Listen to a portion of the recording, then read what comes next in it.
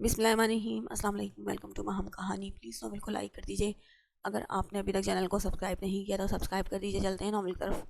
ماما جانی گندی، روحی سوسو کرتی اس کے ساتھ لگی بولی تھی، نہیں میری جان، وہ گندی نہیں ہے، بس ابھی اس کو پتہ نہیں ہے، ہم بتا دیں گے نا اسے سب کچھ۔ وہ اسے اپنے ساتھ لگائے اندر لے گیا، جبکہ ہیر کو اب سمجھ میں آیا تھا روحی کیوں رو رہی تھی۔ وہ کمرے میں آئی، اس کا غصے سے برا حال تھا۔ اس نے ایک لمحہ بھی یہاں نہ رکنے کا فیصلہ کر لیا تھا۔ اپنا بیگ نکالتے ہوئے اس نے اپنا سامان الماری سے نکالنا شروع کر دیا تھا۔ یہ شخص اس حد تک جا سکتا ہے، یہ تو اس کے وہم و گمان میں بھی نہ تھا۔ وہ سمجھتا کیا ہے اسے کہ وہ جو کہے گا ہیر وہی کرے گی؟ وہ کیا اس کے حکم کے غلام تھی؟ کوئی کٹ پتلی تھی جو اس کے ہاتھوں کے اشارے پر ناچتی؟ وہ کسی کی بیوی تھی، کسی کی عزت تھی، اور وہ شخص اس پر اس طرح سے حق جتا رہا تھا۔ اب تو اس گھر میں وہ ایک سیکنڈ مزید نہیں رکنا چاہتی تھی۔ اپنا سارا ضروری سامان پیک کرتے ہوئے اس نے اپنے بیگ کی زپ لگائی تھی۔ جب کمرے میں تانیہ داخل ہوئی، یہ تم کیا کر رہی ہو ہیر؟ یہ سب پیک کیوں کر رہی ہو؟ وہ پریشانی سے اس کے بیگ کو دیکھتے ہوئے اس سے پوچھنے لگی۔ یہ تم مجھ سے پوچھ رہی ہو تانیہ؟ کیا یہ سب کچھ دیکھنے کے بعد بھی کچھ پوچھنا باقی ہے؟ وہ انسان پاگل ہو چکا ہے، دماغ خراب ہو چکا ہے اس کا۔ میری بھول تھی جو میں اسے ایک شریف انسان سمجھ رہی تھی۔ وہ اتنا گھٹیا اور غلیظ انسان ہے کہ حد نہیں۔ میں ایک سیکنڈ مزید اس گھر میں نہیں رہ سکتی۔ سمجھ کیا رکھا ہے اس نے مجھے؟ وہ جو چاہے کرتا پھرے گا اور میں خاموشی سے سب برداشت کرتی رہوں گی۔ وہ جو کہے گا، جیسا کہے گا، خاموشی سے سنتی رہوں گی۔ اور لوگ ہوں گے جو اس کے اشاروں پر چلتے ہوں گے۔ میں مزید اس کے اس گھر میں نہیں رہوں گی۔ مجھے نہیں چاہیے کسی قسم کی کوئی بھی پروٹیکشن۔ میں یہ گھر چھوڑ کر جا رہی ہوں، اور اسے بتا دینا تم۔ وہ ہوتا کون ہے مجھ پر حق جتانے والا؟ اگر میرے شوہر نے اسے چند دن کے لیے میری ذمہ داری دے دی ہے تو اس کا یہ مطلب نہیں کہ وہ مجھے اپنی بیوی ہی سمجھ لے۔ ہیر پلیز ریلیکس ہو جاؤ، آرام سے بیٹھ کر میری بات سنو۔ تم کیا بولے جا رہی ہو؟ وہ اسے تھام کر بیڈ پر بٹھاتے ہوئے کہنے لگی تھی۔ اس کے غصے کو وہ بہت اچھے طریقے سے سمجھ رہی تھی۔ ہیر کی جگہ کوئی بھی لڑکی ہوتی تو شاید اس طرح سے ہی ریئیکٹ کرتی، لیکن دوسری طرف ایام سکندر تھا۔ وہ خود پہ امید نہیں رکھتی تھی، وہ خود یہ امید نہیں رکھتی تھی اس سے کہ وہ اس طرح کا کچھ کرے گا۔ لیکن روحی اسے ماما کہہ کر بلا رہی تھی تو مطلب صاف تھا کہ وہ اس کے بارے میں بہت کچھ سوچے ہوئے ہے۔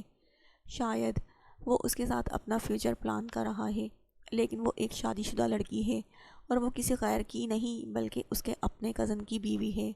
وہ اس کے بارے میں ایسا کیسے سوچ سکتا تھا؟ ہیر کا غصہ اسے جائز لگ رہا تھا، لیکن وہ ایام کے لیے غلط لفظ استعمال کر رہی تھی۔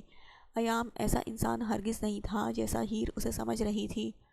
نہ جانے اس کے لیے وہ اس طرح سے کیوں سوچنے لگا تھا، حالانکہ اس نے ہمیشہ ایام کو سب لوگوں کے حق میں بہتر ہی پایا تھا۔ میں نہیں بیٹھ سکتی ریلیکس ہو کر، نہ ہی میں یہاں رہوں گی۔ مجھے یہاں سے جانا ہے اور تم میرے راستے میں ہرگز مت آنا۔ وہ اسے باہر نکال کر اپنا سامان لیے باہر نکلنے لگی، جبکہ تانیہ اس کے پیچھے پیچھے قدم اٹھاتی باہر نکلی تھی۔ وہ اپنا سامان نیچے لے آئی تھی اور بنا کسی کو بھی مخاطب کیے وہ دروازے کی طرف بڑھنے لگی۔ سب ملازمین اسے حیرانگی سے دیکھ رہے تھے۔ تھوڑی دیر پہلے یہاں جو تماشا ہوا وہ سبھی نے دیکھا تھا، اسی لیے وہ مزید کوئی تماشا نہیں لگانا چاہتی تھی۔ وہ تیزی سے دروازے کی طرف بڑھی، جب اچانک دروازے پر کھڑے دونوں گارڈز اس کے سامنے آ گئے۔ راستہ چھوڑو میرا، مجھے جانا ہے یہاں سے۔ وہ بے حد غصے سے اس سے مخاطب ہوئی تھی۔ نہیں میڈم، آپ کی جان کو باہر خطرہ ہے، ہم آپ کو کہیں بھی نہیں جانے دے سکتے۔ سر نے ہمیں سختی سے منع کر رکھا ہے، آپ اس گھر سے باہر نہیں نکل سکتی۔ ہٹے کٹے گارڈز نے نرمی سے سر جھکا کر اسے سمجھاتے ہوئے کہا تھا۔ تمہارا سر ہوتا کون ہے مجھے روکنے والا؟ میں کہتی ہوں میرا راستہ چھوڑ دو۔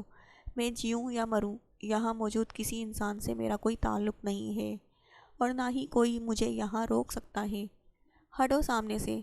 وہ اپنا غصہ کنٹرول کیے بنا بولی تھی۔ میم پلیز سمجھنے کی کوشش کریں، ہم آپ کو اس طرح سے باہر نہیں جانے دے سکتے، آپ پر پہلے بھی حملہ ہو چکا ہے۔ وہ لوگ آزاد ہو چکے ہیں، جیل سے بھاگ گئے ہیں، وہ دوبارہ آپ پر حملہ کر سکتے ہیں، سر ہم پر غصہ ہوں گے، ہمیں نوکری سے نکال دیں گے۔ گارڈز اسے سمجھاتے ہوئے بولا، میری طرف سے بھاڑ میں جاؤ تم سب، بس میرا راستہ چھوڑ دو یا میں اب پولیس کو کال کروں۔ وہ دھمکی دیتے ہوئے بولی تھی، جبکہ گارڈز ایک طرف ہو کر کھڑے ہو گئے کیونکہ پیچھے سے کسی کے قدموں کی چاپ سنائی دی تھی۔ وہ سمجھ چکی تھی کہ اس کے پیچھے کون ہے، لیکن اس نے پلٹ کر نہیں دیکھا۔ کیوں فضول میں ہلکان ہو رہی ہو لڑکی؟ شاید میری بات سمجھ میں نہیں آئی۔ اس گھر سے تم کہیں بھی نہیں جا سکتی۔ واپس اپنے کمرے میں جاؤ اور اپنے آپ کو پرسکون کرو، بہت جلد میں تمہارے حق میں ایک بہترین فیصلہ کر لوں گا۔ وہ سنجیدگی سے لفظ ادا کرتے ہوئے اس کی طرف آ رہا تھا، جبکہ وہ غصے سے پیچھے مڑ کر اسے دیکھنے لگی۔ دیکھیے ایام سکندر صاحب، میرا آپ سے کوئی تعلق نہیں ہے، اگر تعلق ہے بھی تو صرف اتنا کہ میں آپ کے کزن کی بیوی ہوں۔ آپ فضول میں ان سب چیزوں میں مجھے گھسیٹ رہے ہیں۔ میں نہیں جانتی کہ آپ کے دماغ میں کیا چل رہا ہے، لیکن مجھے یہاں نہیں رہنا، میں اپنے شوہر کے پاس جانا چاہتی ہوں۔ یقیناً یہ سب آپ اپنی انا کی تسکین کے لیے کر رہے ہیں، شاید آپ مجھ سے کل رات کے تھپڑ کا انتقام لینا چاہتے ہیں۔ وہ خود ہی اندازہ لگاتے ہوئے بولی، لیکن آپ مجھے زبردستی یہاں قید کر کے نہیں رکھ سکتے۔ وہ اسے دیکھتے ہوئے سمجھانے والے انداز میں بولی، کیونکہ جس طرح کا سلوک وہ اس کے ساتھ کر رہا تھا وہ اس سے کسی طرح کا پنگا نہیں لے سکتی تھی۔ اس وقت وہ اس کے رحم و کرم پر تھی، یہاں اس کی حکومت تھی، وہ اس کے ساتھ کچھ بھی کر سکتا تھا۔ شاید یہ بات کل رات ہی ختم ہو جاتی اگر وہ اسے تھپڑ نہ مارتی، تو یہ سب کچھ یقیناً اس تھپڑ کا بدلہ لینے کے لیے ہی کر رہا تھا۔ وہ اسے اپنی بات سمجھانے کے لیے اسے آرام سکون سے بیٹھ کر ہی اس سے بات کرنی تھی، اسی لیے وہ اپنا غصہ ایک طرف رکھتے ہوئے سکون سے بات کرنے لگی۔ میں تمہیں یہاں زبردستی ہرگز قید نہیں کر رہا ہیر، میں تو تمہیں اپنے دل میں قید کرنا چاہتا ہوں، وہ بھی ہمیشہ کے لیے، اور بہت جلد میں تمہیں قید کر کے اپنے دل کے دروازے پر تالا لگا دوں گا کہ تم کبھی اس قید سے رہائی نہ حاصل کر سکو۔ وہ دلکش انداز میں کہتے ہوئے اس کے مزید قریب آیا، لیکن فی الحال اس طرح کا کوئی حق میں اپنے پاس محفوظ نہیں رکھتا، اور دوسری بات، میں تمہیں یہاں سے جانے اس لیے نہیں دے رہا کیونکہ باہر تمہاری جان کو خطرہ ہے، اور میں نہیں چاہتا کہ تم پر کسی طرح کی کوئی آنچ بھی آئے، بہت خاص ہو تم میرے لیے، میں تمہیں کسی خطرے میں نہیں ڈالنا چاہتا۔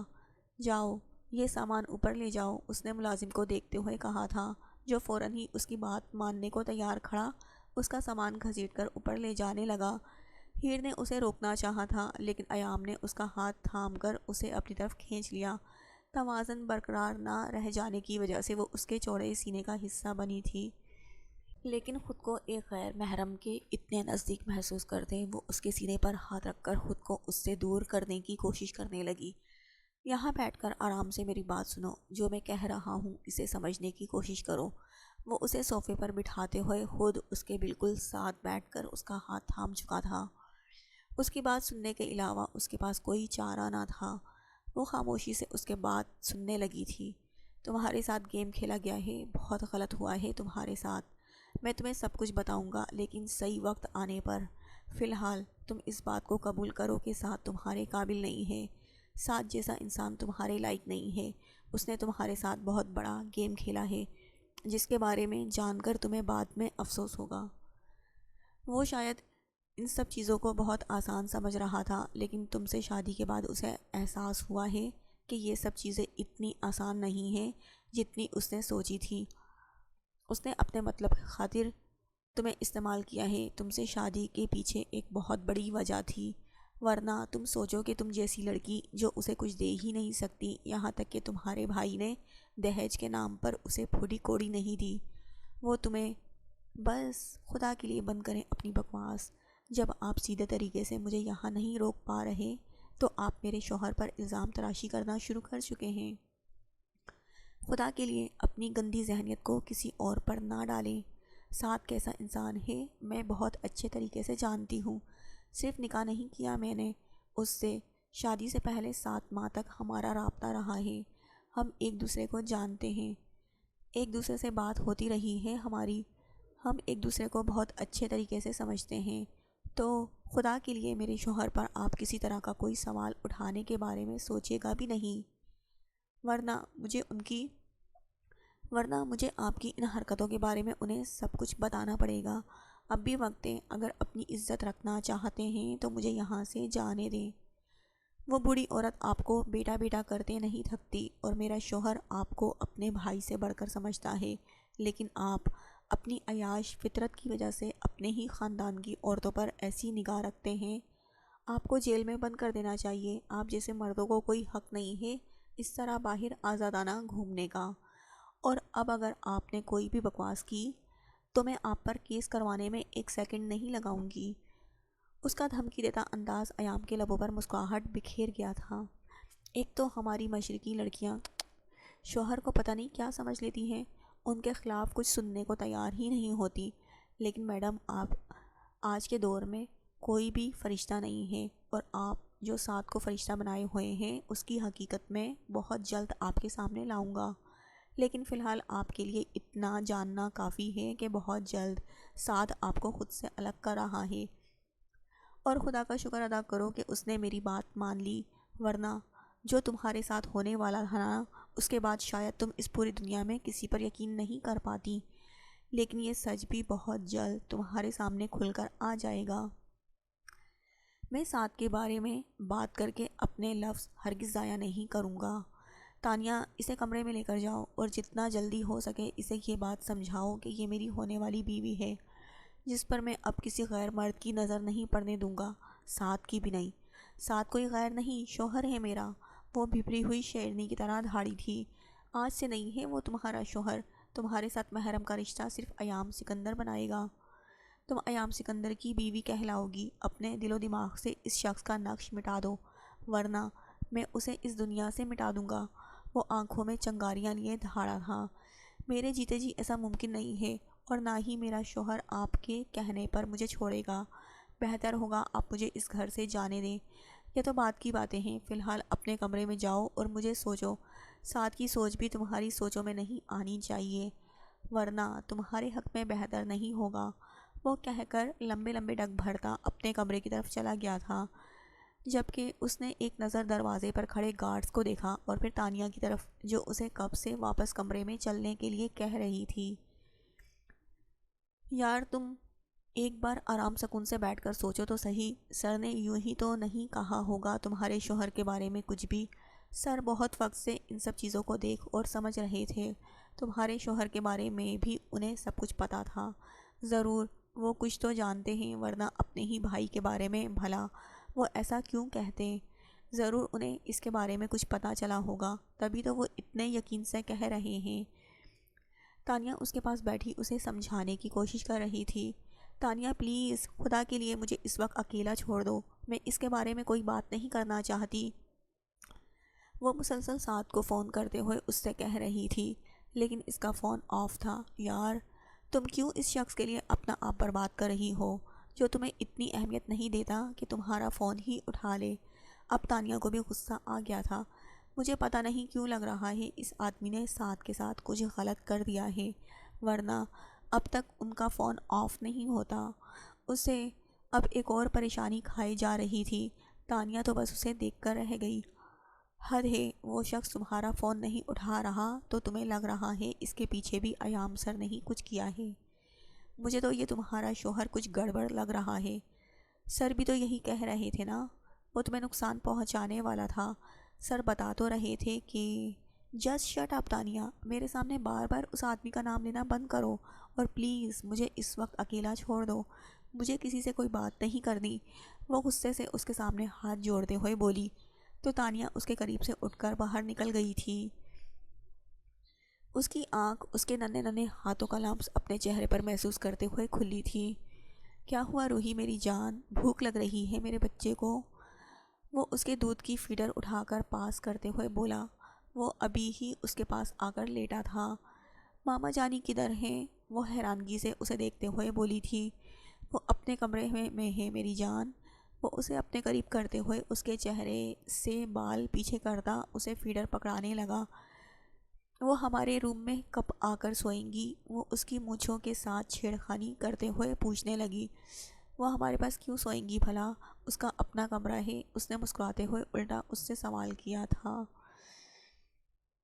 کنگ اور کوئین کنگ اور کوئین ایک روم میں سوتے ہیں اور ان کے بیچ میں پرنسس سوتی ہے۔ اس نے اس کے سر پر ہاتھ مارتے ہوئے اس کی معلومات میں اضافہ کیا تھا، جبکہ اس کی بات پر ایام کا دلکش قہقہا کمرے میں بلند ہوا۔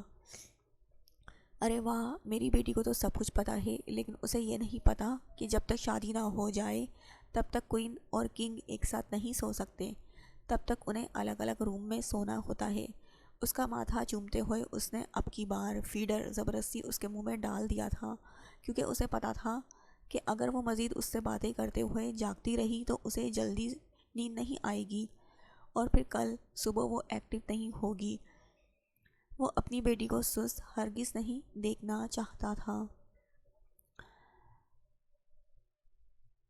آخر شادی کب ہوگی؟ وہ اپنے ننھے سے ہاتھ کی ایک انگلی دکھاتے ہوئے بولی۔ بہت جلد انشاءاللہ، بہت ہی جلد وہ آپ کی ماما جانی کے رتبے پر فائز ہو جائیں گی۔ بہت جلد ہم اسے اس کمرے میں لے آئیں گے۔ مزید کوئی سوال نہیں، جلدی سے یہ دودھ فنش کرو اور سو جاؤ۔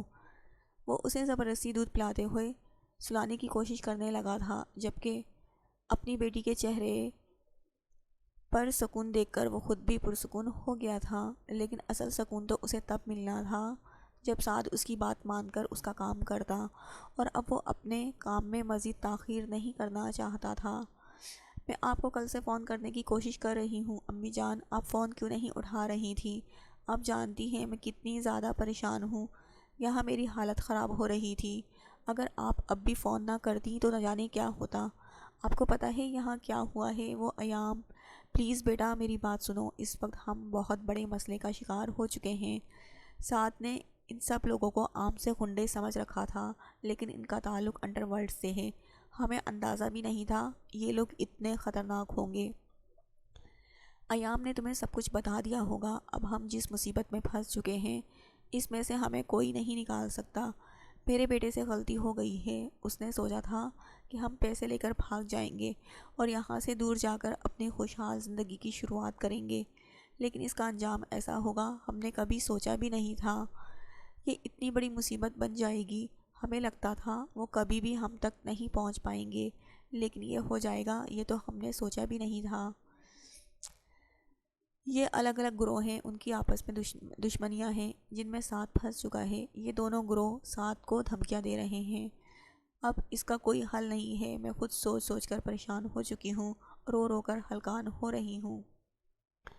ایک طرف میں اپنا بھائی کھو چکی ہوں تو دوسری طرف بیٹے کی جان کو ہر وقت خطرہ ہے۔ وہ لوگ کبھی بھی کچھ بھی کر سکتے ہیں، وہ کسی کی بھی جان لینے میں ایک لمحہ بھی نہیں لگاتے۔ وہ ایک ہی سانس میں بولے جا رہی تھی، جبکہ ہیر کو ان کی کوئی بھی بات سمجھ نہیں آ رہی تھی، اور اب تو انہوں نے باقاعدہ رونا شروع کر دیا تھا۔ امی جان آپ کیا کہہ رہی ہیں؟ مجھے آپ کی کوئی بھی بات سمجھ میں نہیں آ رہی۔ کون سی مصیبت؟ یہ کون سے گروہ کی بات ہو رہی ہے؟ کس سے خطرہ ہے سعد کو؟ مجھے سمجھ میں نہیں آ رہا آپ کہنا کیا چاہتی ہیں؟ وہ ان کی بات کاٹتے ہوئے کہنے لگی، جبکہ دوسری طرف اسے انجان سوچ کر امی بھی پریشان ہو گئی تھی۔ ابھی تک وہ کچھ بھی نہیں جانتی تھی، ایام نے اسے کچھ بھی نہیں بتایا تھا، بلکہ اس نے ان کی کوئی بات سنی ہی نہیں تھی۔ شاید ایام اسے کچھ نہیں بتانا چاہتا تھا۔ بیٹا یہاں کچھ لوگ آ گئے ہیں، میں تم سے بعد میں بات کرتی ہوں۔ امی نے بس اتنا کہہ کر فون بند کر دیا، جبکہ وہ پریشانی سے اپنے فون کو گھورنے لگی۔ اب تو اس کا تجسس بڑھ گیا تھا، کس چیز کے بارے میں بات ہو رہی تھی؟ امی نے اپنی بات ادھوری کیوں چھوڑ دی؟ سعد کو کس سے خطرہ تھا؟ کون تھے جو سعد کو مارنا چاہتے تھے اور کیوں؟ بہت سارے سوال اس کے دماغ میں گردش کرنے لگے، اور اس کا جواب صرف ایام کے پاس تھا۔ وہ جلدی سے اپنا دوپٹہ سر پر لیتے کمرے سے باہر نکلی تھی، وہ سب کچھ جاننا چاہتی تھی۔ اس آدھے ادھورے قصے نے اس کے دماغ پر بہت برا اثر چھوڑا تھا۔ وہ تیزی سے کمرے سے باہر نکلی، اس کے سوال کا جواب صرف ایام کے پاس تھا، لیکن ہر طرف اندھیرا دیکھ کر اس نے اپنے قدم روک دیے تھے۔ اس وقت اس کا ایام کے کمرے کی جانب نکل جانا مناسب نہیں تھا، اسے صبح ہونے کا انتظار کرنا تھا۔ اسی سوچ کے ساتھ وہ اپنے کمرے میں لوٹ آئی تھی، لیکن اسے ساری رات نیند نہ آئی۔ یہ سارے سوال اور امی کی باتیں اس کے دماغ میں گھومتی رہی تھیں۔ ٹینشن سے اس کا برا حال تھا، اور اس ٹینشن سے اسے صرف اللہ پاک ہی بچا سکتے تھے۔ اس نے جائے نماز بچھا کر اپنے خدا کے حضور جھک کر دعا مانگی تھی کہ اس کے شوہر کے سر سے ہر مصیبت ٹل جائے اور وہ صحیح سلامت واپس آ جائے۔ صبح ہوتے ہی وہ کمرے سے نکل آئی تھی۔ نہ جانے ایام نے کب تک آنا تھا، لیکن وہ اس کے جاگنے کا انتظار کرنے کے علاوہ اور کچھ نہیں کر سکتی تھی۔ ویسے بھی تو اس نے ساری رات یہی کیا تھا، کچھ دیر اور سہی۔ اسے ایک لمحے کے لیے بھی نیند نہ آئی تھی۔ سعد کی جان کو خطرہ ہے، اس سوچ نے ہی اسے سکون نہ لینے دیا تھا۔ تانیہ نے اسے آ کر ناشتے کے لیے پوچھا تھا، جس پر اس نے انکار کر دیا تھا۔ اس کے علاوہ اس نے اور کوئی فالتو بات نہیں کی تھی اور نہ ہی اس کے پاس آ کر بیٹھی تھی۔ یہاں تک کہ وہ رات کو اس کے کمرے میں بھی نہ رکی تھی۔ اس وقت وہ خود بھی تانیہ کے منہ سے ایام کی تعریف سننے کا کوئی ارادہ نہیں رکھتی تھی۔ وہ شخص کیسا تھا؟ آہستہ آہستہ اس پر کھل رہا تھا۔ اچھے انسان کا مکھوٹا پہنے وہ اندر سے ایک الگ ہی انسان تھا۔ اگر اسے بہروپیہ کہا جائے تو غلط نہیں تھا۔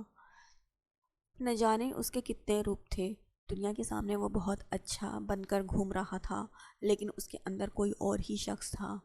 ہیر اس کی آنکھوں سے اس کے اندر موجود انسان کو پہچاننے کی کوشش کر رہی تھی، لیکن شاید یہ ناممکن تھا۔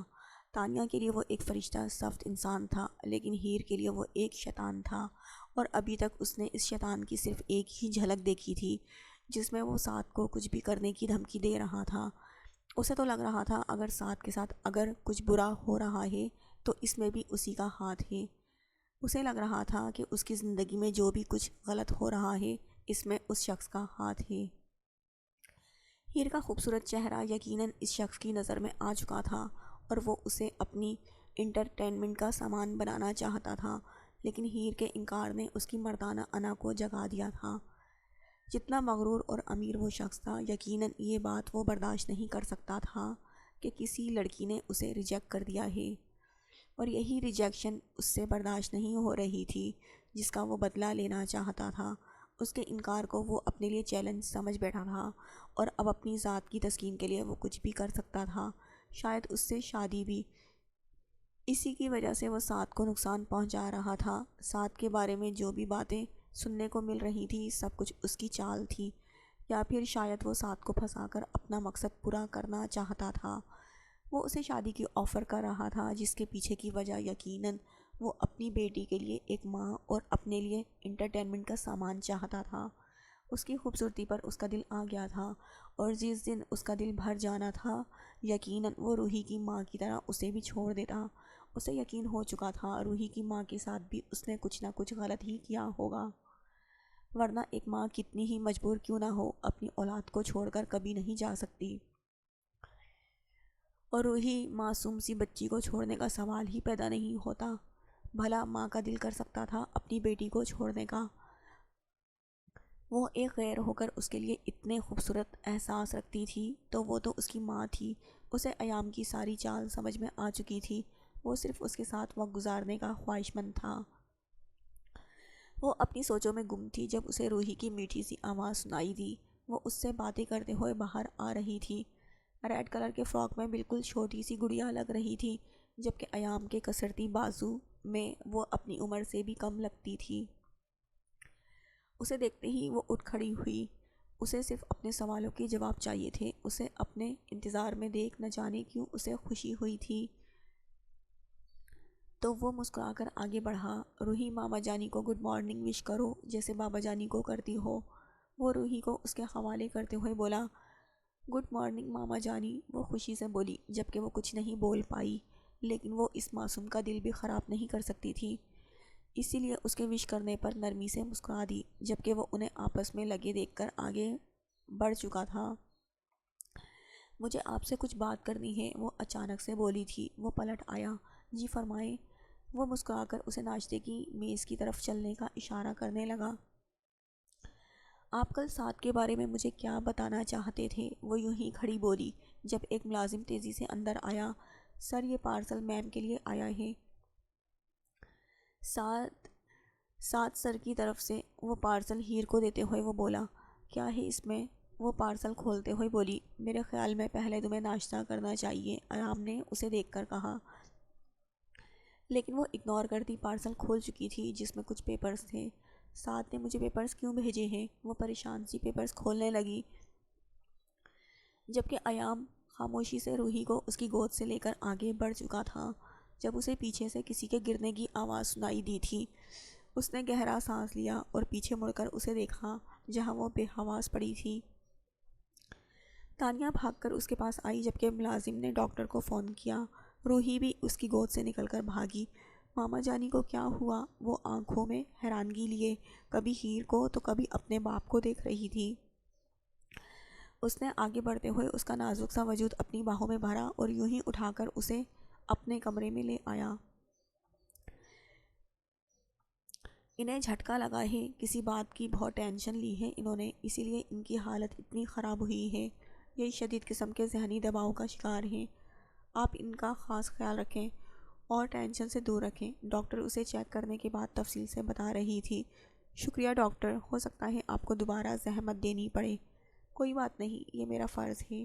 وہ الوداعی کلمات ادا کرتی باہر نکل گئی۔ تانیہ اور روحی اس کے پاس ہی بیٹھی تھی جبکہ وہ ہاتھ میں سعد کے بھیجے ہوئے پیپرز پکڑے ہوئے پڑھ رہا تھا۔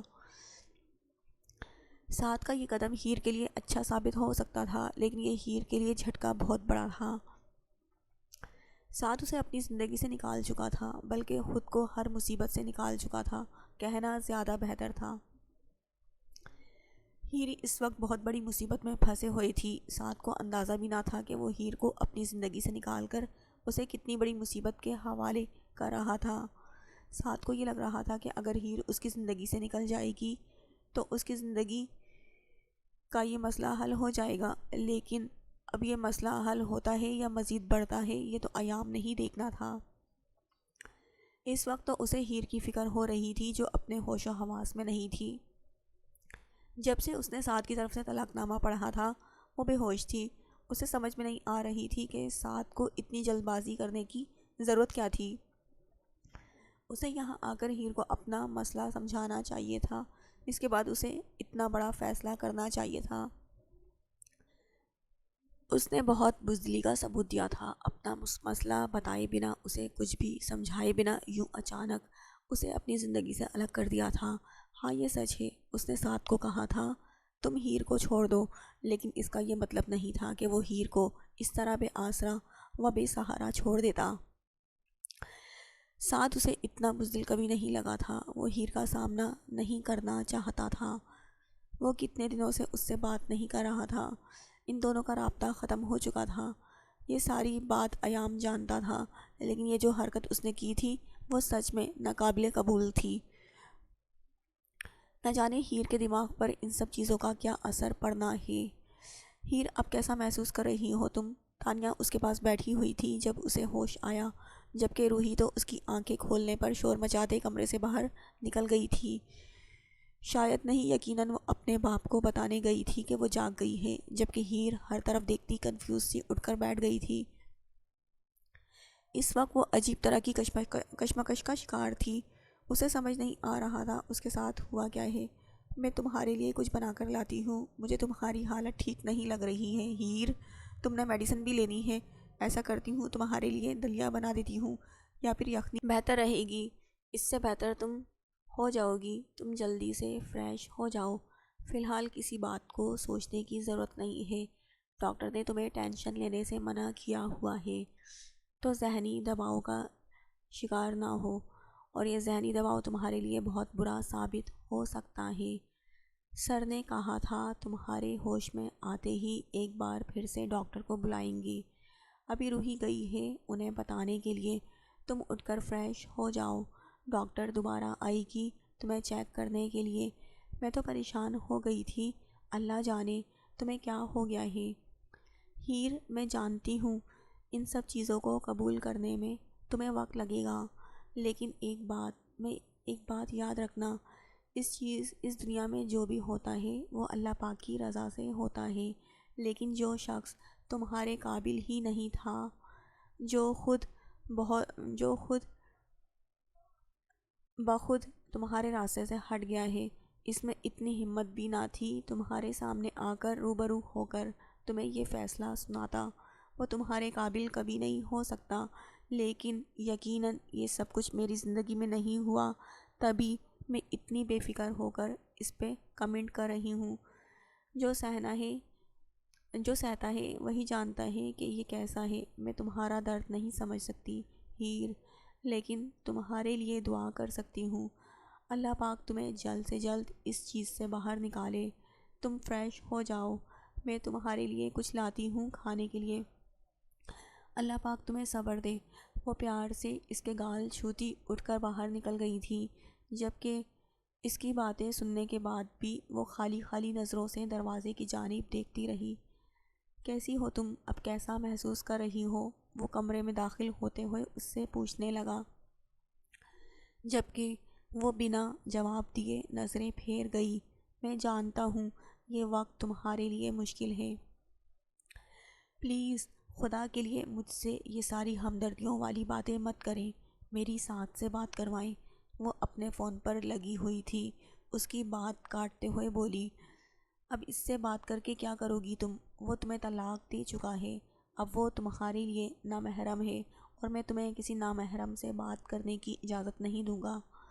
وہ کافی سرد اور ٹھہرے ہوئے انداز میں بولا تھا۔ آپ نے کہہ دیا اور میں نے مان لیا۔ کیا لگتا ہے آپ کو کہ آپ کی یہ چال میں کامیاب ہونے دوں گی؟ نہیں، میں آپ کی اس چال کو کامیاب نہیں ہونے دوں گی۔ ساتھ میرے شوہر ہیں، جب تک وہ خود میرے سامنے آ کر مجھے طلاق نہیں دیتے، اس طرح کے کسی کاغذ کو میں نہیں مانتی۔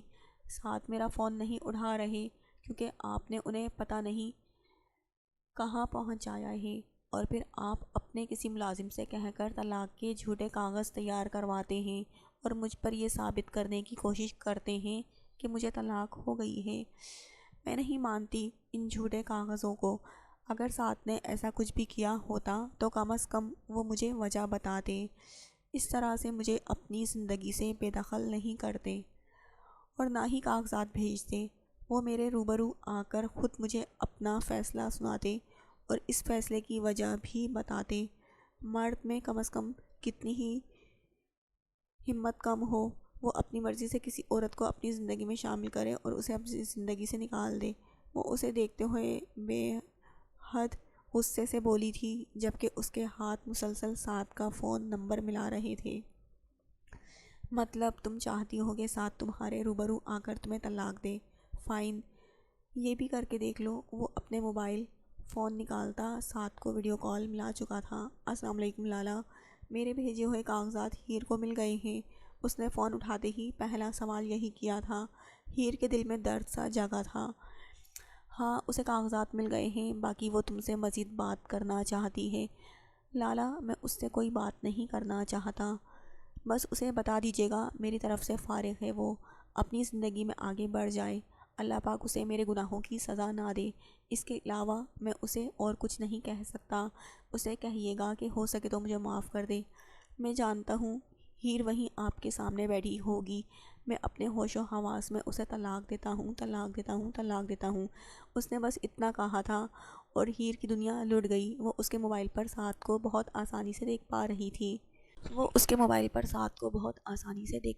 تھی۔ جبکہ وہ ساتھ کے سامنے نہیں تھی۔ اس نے فون بند کر کے اسے دیکھا۔ میرا نہیں خیال کہ تمہیں مزید کوئی ثبوت چاہیے۔ اب تو اسے بھی میری چال سمجھو یا اپنی قسمت کا فیصلہ، لیکن جتنا جلدی ہو سکے ان سب چیزوں سے باہر نکل آؤ۔ میں اب مزید انتظار نہیں کروں گا۔ بس اتنا کہہ کر وہ کمرے سے نکل گیا تھا، جبکہ کمرے سے نکلتے ہی اسے اونچی اونچی آواز میں ہیر کے رونے کی آوازیں سنائی دے رہی تھی۔ اس کا دل چاہا کہ وہاں جا کے اسے اپنے سینے سے لگا کر اس کا ہر درد خود میں جذب کر لے، لیکن فی الحال وہ ایسا کوئی حق نہیں رکھتا تھا۔ اس نے بہت مشکل سے اپنے قدموں کو آگے کی طرف بڑھانے کی کوشش کی تھی۔ میڈم نے کھانا کھایا؟ وہ آفس سے واپس آیا تو تانیہ اور روحی کو باہر گارڈن میں بیٹھے دیکھا۔ نہیں سر، ہیر کا کمرہ صبح سے بند ہے، وہ کسی سے بات نہیں کر رہی اور نہ ہی کھانا کھا رہی ہے۔ میں کافی دفعہ گئی ہوں، حالانکہ روحی میڈم بھی گئی تھیں۔ کافی دیر دروازہ کھٹکھٹاتی رہیں، لیکن ہیر نے دروازہ نہیں کھولا۔ تانیہ نے اسے دیکھتے ہوئے بتایا تھا۔ جبکہ وہ صرف ہاں میں سر ہلاتا۔ روحی کو اٹھا کر اندر چلا گیا، جو کافی پریشان تھی۔ یہ وقت ہیر کے لیے بہت مشکل تھا۔ اس سے اس کا واحد سہارا دور ہوا تھا۔ وہ اسے تنگ نہیں کرنا چاہتا تھا۔ نہ تو وہ صبح سے کمرے سے نکلی تھی اور نہ ہی کچھ کھایا تھا۔ یہ جان کر اسے برا تو لگا، شاید وہ اپنی جگہ ٹھیک تھی۔ وہ اسے بالکل بھی پریشان نہیں کرنا چاہتا تھا اور نہ ہی اس کے سامنے جانے کا ارادہ رکھتا تھا، لیکن وہ اسے یوں بھوکا بھی نہیں چھوڑ سکتا تھا۔ کافی دیر سوچ بچار کے بعد اس نے اس کے کمرے میں جانے کا فیصلہ کیا تھا، جس کے پیچھے کچھ حد تک روحی کا بھی ہاتھ تھا، جو اسے کب سے کہہ رہی تھی کہ اس نے تانیہ کے ساتھ مل کر اپنی فیورٹ ڈش بنوائی ہے ہیر کے لیے، تاکہ وہ اسے کھا کر خوش ہو جائے۔ وہ معصوم تو جانتی تک نہیں تھی کہ ہیر پر کیا بیت رہی ہے۔ اس وقت اسے خوش کرنا ایک بہت مشکل کام تھا، لیکن روحی کو وہ کیا سمجھاتا۔ اب وہ نہ چاہتے ہوئے بھی ہیر کے پاس جانے کا ارادہ رکھتا تھا۔ جو بھی تھا وہ اسے بھوکا مرنے تو نہیں دے سکتا تھا۔ ساتھ نے جو حرکت کی تھی وہ تو اسے تیش دلا گئی تھی، لیکن شاید یہ فیصلہ ہیر کی زندگی کے لیے صحیح تھا۔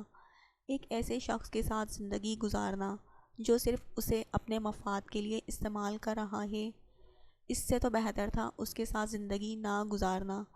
وہ اسے وقت دینا چاہتا تھا۔ وہ چاہتا تھا کہ وہ جتنا جلدی ہو سکے اسے ان سب چیزوں سے نکال کر اپنی زندگی میں شامل کر لے، لیکن شاید ہیر کو اس کے حال پر چھوڑ دینا ہرگز ٹھیک نہیں تھا۔ یہ سب کچھ سوچ سوچ کر وہ صرف مزید ذہنی دباؤ کا شکار ہو رہی تھی، اور وہ ایسا ہرگز نہیں چاہتا تھا۔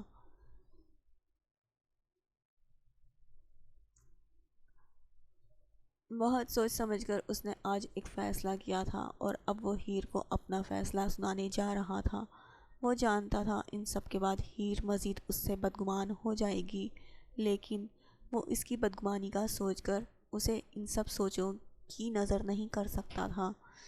ایک طلاق یافتہ لڑکی کی زندگی صرف معاشرے کی نظر میں ہی نہیں بلکہ خود اس کی اپنی نظر میں بھی برباد ہو جاتی ہے، اور وہ اسے ایسی سوچ سے بہت دور لے جانا چاہتا تھا۔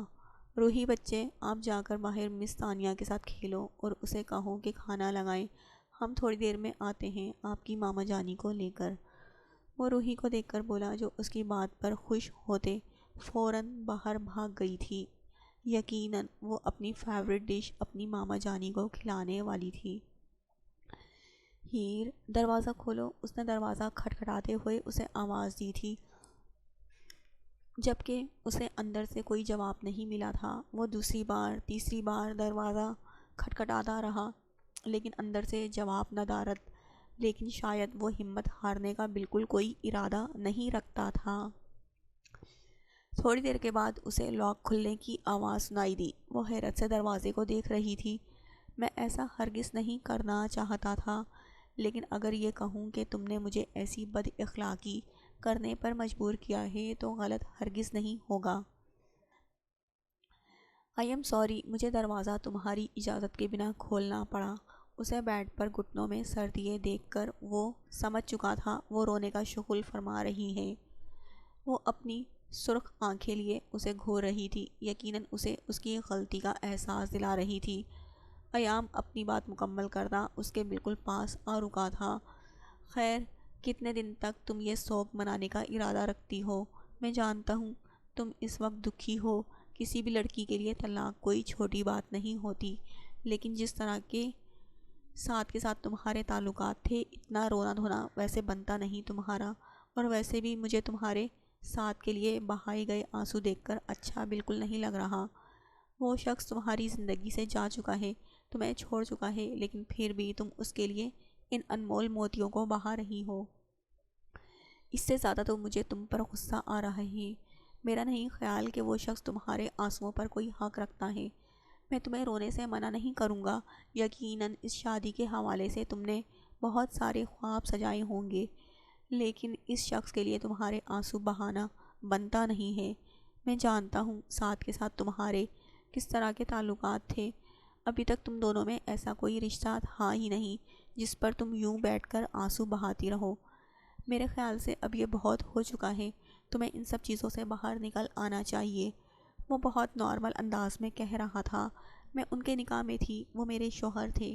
شاید آپ کے نزدیک میاں بیوی کے بیچ نکاح کا تعلق محبت کی وجہ نہیں ہوتا ہوگا، لیکن میرے لیے ایسا نہیں ہے۔ وہ شخص جو بھی تھا، جیسا بھی تھا، میں اس کے نکاح میں تھی، اور مجھے یقین ہے اس نے مجھے طلاق آپ کے کہنے پر دی ہوگی۔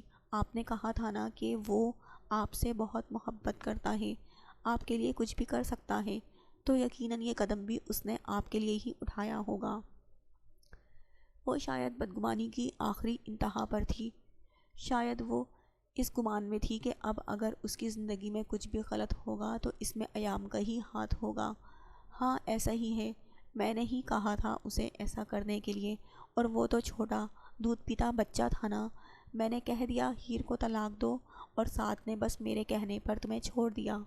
بے وقوف لڑکی، وہ آدمی اپنی سمجھ بوجھ رکھتا ہے، یہ بات تمہیں سمجھ میں نہیں آ رہی؟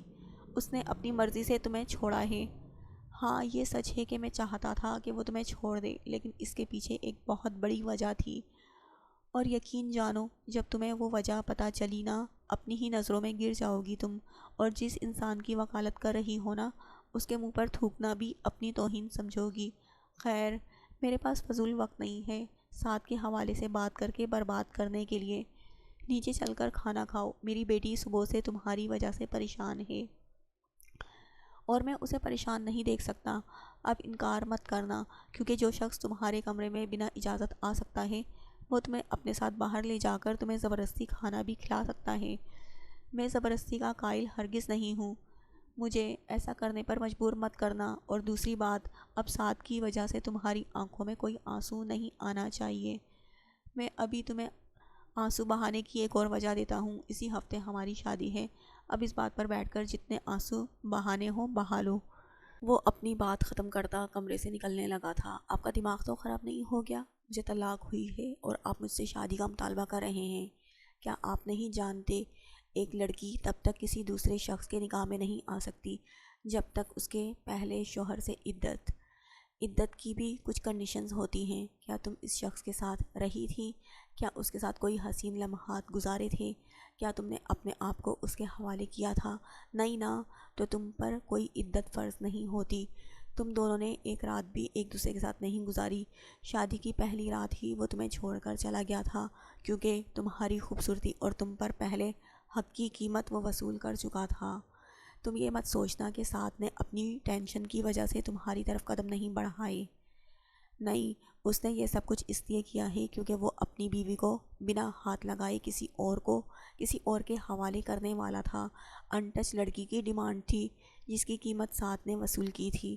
وہ اس کے سامنے ساتھ کی حقیقت کھولتا اسے حیران کر گیا تھا۔ وہ بے یقینی سے اسے دیکھ رہی تھی۔